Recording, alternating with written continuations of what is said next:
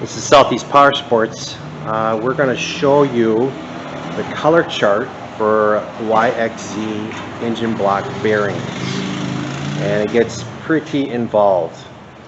First thing you have to do is you have to get, if you have to order a crank, you got to get the numbers off the crank and then the numbers off the rod, and then subtract them from one another, and you get a code. You can see here's your codes on the right. That's for the connecting rods. And then the crankshaft, you have to get numbers on the block and numbers on the crank, subtract them, and then add 2, and then you can get your codes on the right.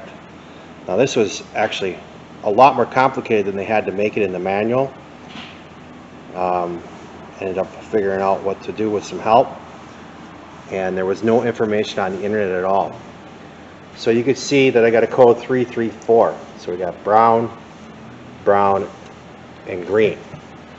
So here's your destinations, brown, and you can even see there's color on the bearing itself.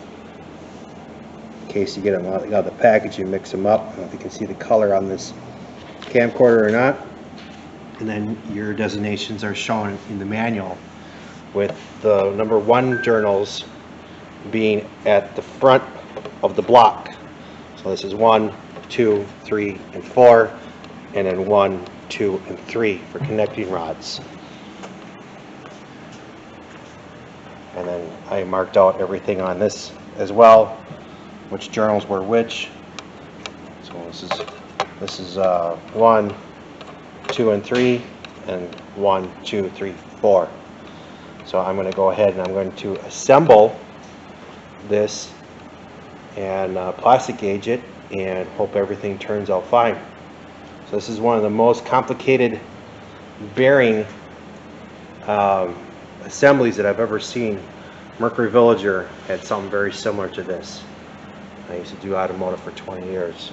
So we're going to go ahead and assemble this.